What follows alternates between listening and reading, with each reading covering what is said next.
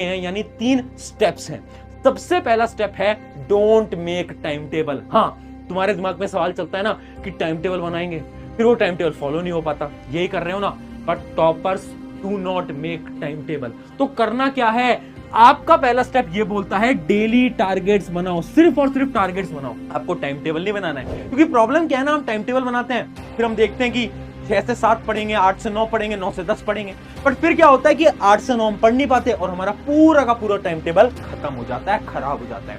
अब से आप क्या करोगे, डेली जब भी आप सुबह सोकर उठ रहे हो ना, एक पेपर को हाथ में लो और ये सोचो आज आपके क्या क्या टारगेट्स हैं। लिखो सारे टारगेट्स को कि ठीक है यार, आज जो मेरा सबसे पहला टारगेट है वो मुझे एक चैप्टर करना है, ये मेरा दूसरा टारगेट है मुझे ये खत्म करना है, ये मेरा तीसरा टारगेट है मुझे ये खत्म करना है। अपने सारे के सारे टारगेट्स को लिख दो एक पेपर की तरफ, जो आपको आज करने हैं। और याद रखना, हमेशा स्टार्टिंग में टारगेट्स छोटे होने चाहिए। ऐसा नहीं कि तुम ये सोच रहे हो एक दिन के अंदर तुम 10 चैप्टर कर लोगे, पॉसिबल नहीं है। टारगेट्स हमेशा छोटे रखो, बट टारगेट्स लिखो।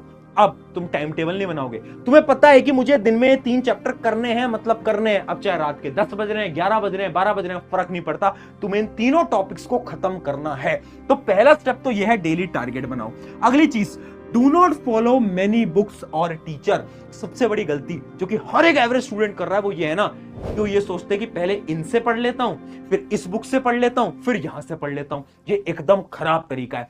टॉपर्स क्या करते हैं ना, टॉपर्स एक ही टीचर से पढ़ रहे हैं, एक ही किताब से पढ़ रहे हैं और एक ही नोट्स को फॉलो कर रहे हैं।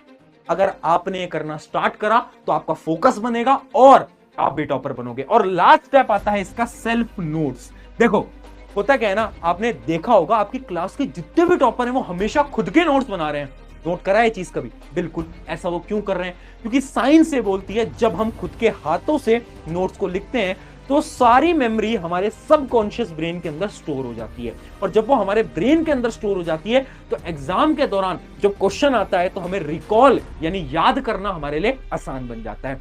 इस वजह से हर एक टॉपर अपना नोट्स खुद से लिख रहा है, जबकि एवरेज स्टूडेंट क्या कर रहे हैं, वो किसी और के नोट्स उठा रहे हैं, उनका प्रिंट आउट करा रहे हैं और पढ़ रहे हैं। तो याद रखना, अगर आपके एग्जाम में थोड़ा टाइम बचा है, खुद से नोट्स लिखना स्टार्ट करो, ये बहुत ज्यादा हेल्पफुल होने वाला है। तो ये था हमारा पहला स्टेप। इसके अंदर मैंने आपको एक टॉपर का पूरा स्टडी रूटीन बता दिया।